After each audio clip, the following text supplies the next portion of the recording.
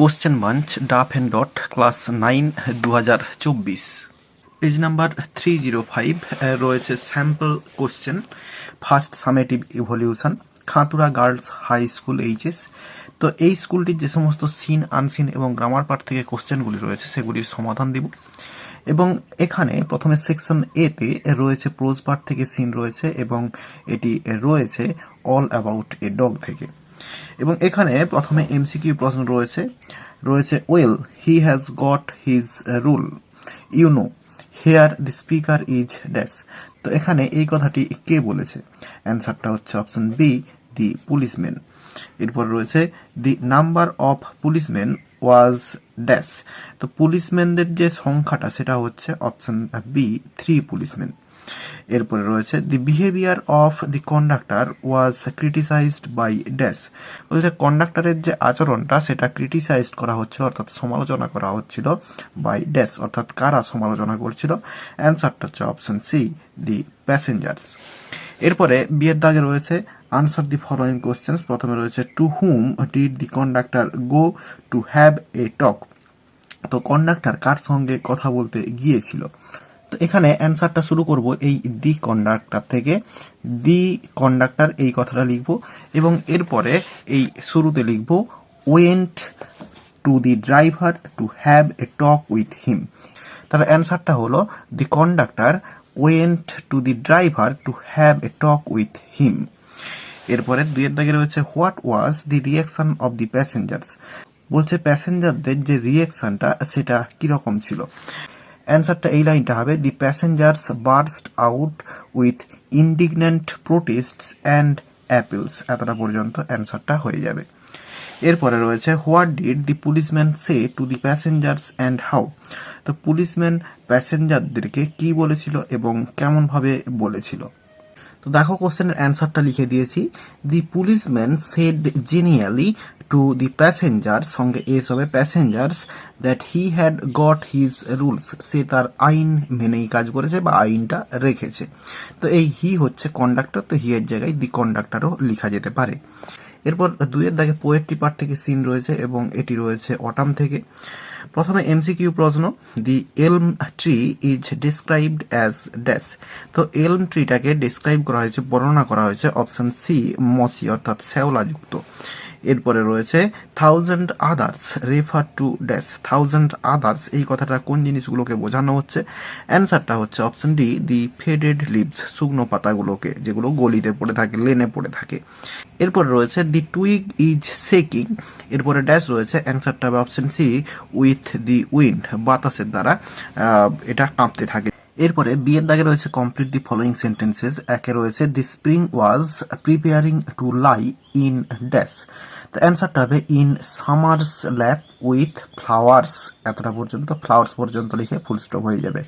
তাহলে অ্যান্সারটা ইনের পর থেকে লিখবো সামার্স ল্যাপ উইথ ফ্লাওয়ার্স। এরপরে রয়েছে দুইয়ের দাগে the poets believe is that dash. কবির যে বিশ্বাস যেটা হচ্ছে, অ্যান্সারটা লিখবো স্প্রিং ওয়াজ জাস্ট, এরপরে নাওটা লিখবো না, fleeting by in summer slap with flowers to lie, যা আছে প্রসেস পর্যন্ত লিখে দেবো। তাহলে the poets believe is that, এরপরে spring was just fleeting by in summer slap with flowers to lie, যা আছে পুরো লিখে দেবো এবং ফুল স্টপ দিয়ে দিলে অ্যান্সারটা হয়ে যাবে। এরপরে তিনের দাগে একটি আনসিন রয়েছে, চলো আনসিনের মানেটা বলে দিই প্রথমে। I have 3 visions for India. আমার ভারতের প্রতি বা ভারতবর্ষের প্রতি 3টি দৃষ্টিভঙ্গি রয়েছে। In 3000 year of our history, আমাদের 3000 বছরের ইতিহাসে, people from all over the world, সারা পৃথিবী থেকে মানুষেরা, হ্যাভ কাম এসেছে, অ্যান্ড ইনভেডেড আস এবং আমাদেরকে আক্রমণ করেছে, ক্যাপচার্ড আওয়ার ল্যান্ডস আমাদের যে জমি সেগুলোকে দখল করেছে, কনকোয়ার্ড আওয়ার মাইন্ডস আমাদের মনগুলাকেও জয় করেছে।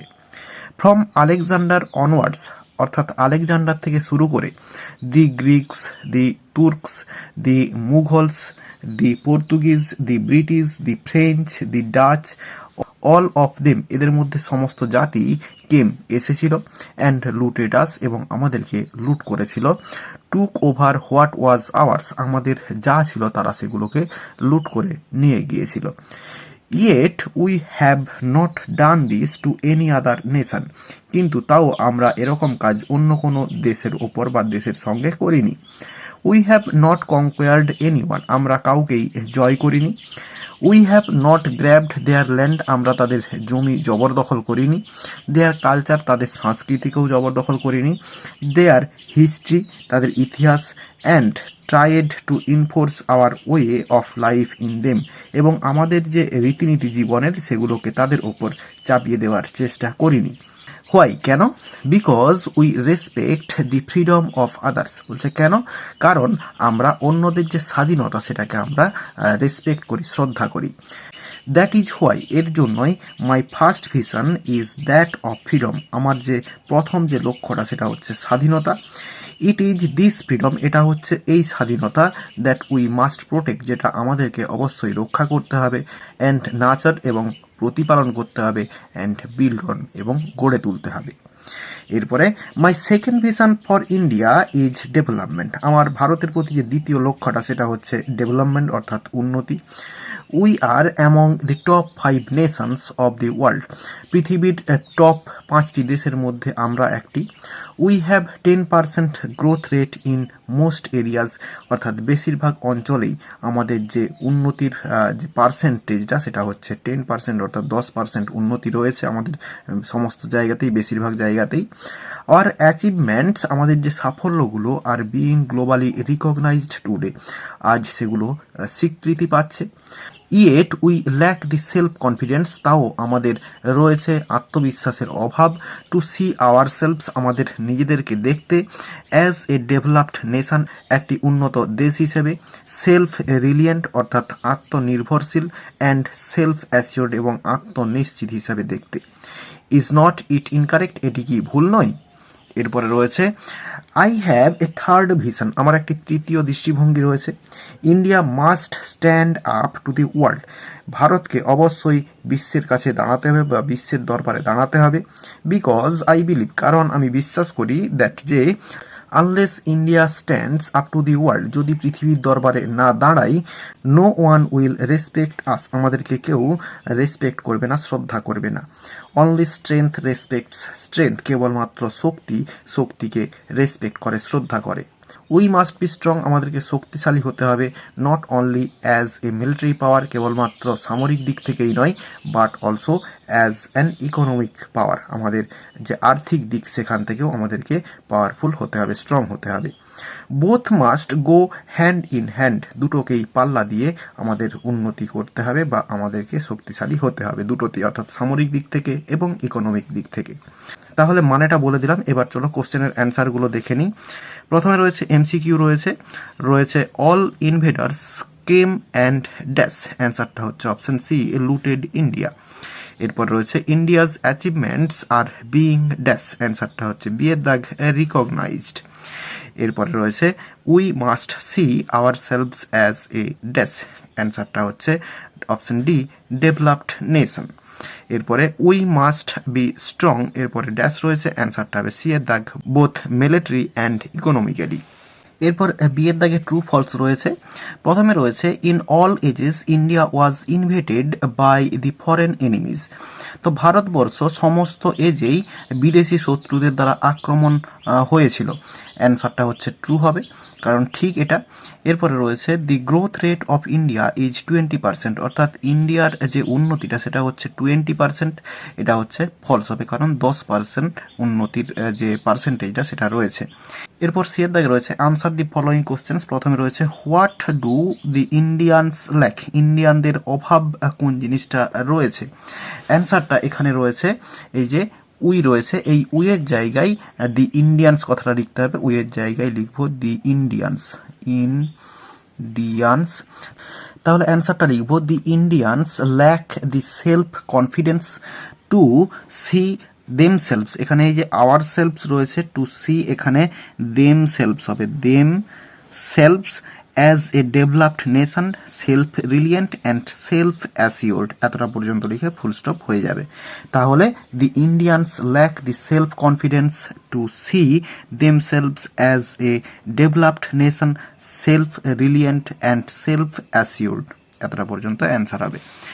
এরপরে রয়েছে what does the other believe, other কোন জিনিসটা বিশ্বাস করেন। তাহলে আমাদেরকে লিখতে হবে এই যে দি অথার থেকে আমরা শুরু করব, টিটা ক্যাপিটাল করব, দি অথার, এরপরে বিলিভ রয়েছে, বিলিভস BELIEVES করে দেব, বিলিভস, এরপরে লিখব এইখান থেকে দ্যাট আনলেস, এই দ্যাট থেকে শুরু করব, that unless India stands up to the world no one will respect us, only strength respects strength, এরপরেও লিখব we must be strong not only as a military power but also as an economic power. এতটা পর্যন্ত লিখে দেব, বা পুরো শেষ করে দিলেও কোনো অসুবিধা নেই, হ্যান্ড ইন হ্যান্ড এটা পর্যন্ত লিখে দিলেও কোনো অসুবিধা নেই। এরপরে সেকশন বিতে গ্রামার অ্যান্ড ভোকাবুলারি রয়েছে। প্রথমে রয়েছে ডু অ্যাজ ডাইরেক্টেড, রয়েছে Brutus accused Caesar of ambition, এটা হচ্ছে ভয়েস চেঞ্জ করতে বলা রয়েছে। তো প্রথমে সাবজেক্ট ব্রুটাস, এরপরে অ্যাকিউজড ভার্ব, এরপরে সিজার এটা হচ্ছে অবজেক্ট। তাহলে প্যাসিভ ভয়েসে করব, অ্যাক্টিভ ভয়েসে রয়েছে এবং সিম্পল পাস্ট টেন্সে রয়েছে। তাহলে অবজেক্টটাকে শুরুতে নিব, সিজার, CEASER সিজার, এরপরে ওয়াজ হবে বিভার্ব, পাস্ট টেন্সের বিভার্ব, সিজারের পরে ওয়াজ হবে। এরপরে ভার্বের থার্ড ফর্ম অ্যাকিউজড, এরপরে অফ অ্যাম্বিশন, এরপরে বাই ব্রুটাস, BRUTUS। তাহলে অ্যান্সারটা হলো Caesar was accused of ambition by Brutus. এরপরে father said to me you can solve this easily, can not you, mood of narration, অর্থাৎ ন্যারেশন চেঞ্জ করতে দেওয়া রয়েছে। তাহলে এখানে যে রিপোর্টেড স্পিচটা রয়েছে, দেখো প্রথমেরটা রয়েছে you can solve this easily, এটা হচ্ছে রয়েছে অ্যাসার্টিভ সেন্টেন্সে, এবং ক্যান নট ইউ এটা হচ্ছে রয়েছে ইন্টারোগেটিভ সেন্টেন্সে। তাহলে আমাদেরকে দুবার ধরে করতে হবে। তাহলে প্রথমে যেটা রয়েছে আমরা এটা প্রথমে ন্যারেশন চেঞ্জটা করে নেব, you can solve this easily. তাহলে এটা অ্যাসার্টিভ সেন্টেন্সে রয়েছে, তাহলে ফাদার, এরপরে টোল্ড মি, এরপরে দ্যাট, এরপর এই যে ইউটা হচ্ছে এই মিয়ের কথা বলা হয়েছে, তাহলে দ্যাট আই, এরপরে ক্যানটা টেন্স চেঞ্জ হয়ে যাবে কুড, COULD কুড, এরপরে সলভ, এরপরে দিসটা দ্যাট হয়ে যাবে দ্যাট, এরপরে ইজিলি EASILY হয়ে গেল। এরপরে রয়েছে ক্যান নট ইউ, এটাকে করব। তাহলে এরপরে লিখব অ্যান্ড অলসো আক্সড, এরপরে এটা রয়েছে ইয়েস নো কোশ্চেন্সে, তাহলে ইফ আসবে লিঙ্কার হিসেবে, ইফ, এরপরে ইউ ক্যান নট আছে, তাহলে ইউটা হচ্ছে এই মিকে বোঝানো হচ্ছে, তাহলে ইফ আই, এরপরে ক্যান নটটা টেন্স চেঞ্জ হয়ে যাবে কুড নট। তাহলে অ্যান্সারটা হলো father told me that I could solve that easily and also asked if I could not. এরপরে 3 দাগে রয়েছে people smiled at Sudha when they met her in the street, এটা বলেছে underline and identify the clause, অর্থাৎ ক্লজে underline করতে হবে এবং আইডেন্টিফাই করতে হবে। তাহলে এখানে এই যে হোয়েন থেকে রয়েছে when they met her in the street, এটা হচ্ছে সাব ক্লজ রয়েছে এবং সাব ক্লজের মধ্যে এটা রয়েছে অ্যাডভার্ব ক্লজে, অ্যাডভার্বিয়াল বা অ্যাডভার্ব ক্লজ। এবং এই যে পিপল স্মাইলড অ্যাট সুধা এটা রয়েছে মেন ক্লজে রয়েছে। তাহলে পিপল স্মাইলড অ্যাট সুধা এটা মেন ক্লজ, এবং when they met her in the street এটা হচ্ছে সাব ক্লজে রয়েছে, এবং সাব ক্লজের ভাগটা হচ্ছে অ্যাডভার্বিয়াল ক্লজ। এরপরে রয়েছে বিয়ের দাগে fill in the blanks with proper forms of verb, রয়েছে চ্যারিটি ড্যাশ অ্যাট হোম, এখানে হবে চ্যারিটি বিগিনস অ্যাট হোম, অর্থাৎ শিষ্টাচার বাড়িতেই শুরু হয়। এরপরে it is home where we dash, where we, এরপরে হবে লার্ন, যেখানে আমরা শিখি the dash of life, basic of life. এরপর সিয়ের দাগে রয়েছে find out the words from the unseen passage, রয়েছে to attack a country with armed force, এটার জন্য রয়েছে যেটা অধিগ্রহণ করা বা আক্রমণ করা যেটা রয়েছে সেটা হচ্ছে ইনভেড রয়েছে।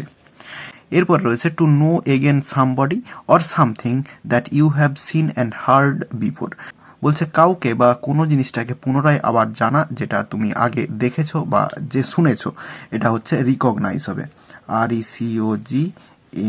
RECOGNISE, এটা হবে। তাহলে এই স্কুলটির সমস্ত সিন, আনসিন এবং গ্রামার পার্টের সমাধান দিয়ে দিলাম। আশা করি বোঝাতে পারলাম। ভিডিওটি ভালো লেগে থাকলে একটি লাইক করো এবং বন্ধুদের মধ্যে শেয়ার করো, এবং আমার এই চ্যানেলে নতুন হলে চ্যানেলটি সাবস্ক্রাইব করে পাশে থাকা বেল আইকনটি প্রেস করো পরের ভিডিওগুলি সবার আগে পাওয়ার জন্য। এই ভিডিওতে এতটাই দেখাবে, নেক্সট ভিডিওতে ভালো থাকো সবাই, ধন্যবাদ।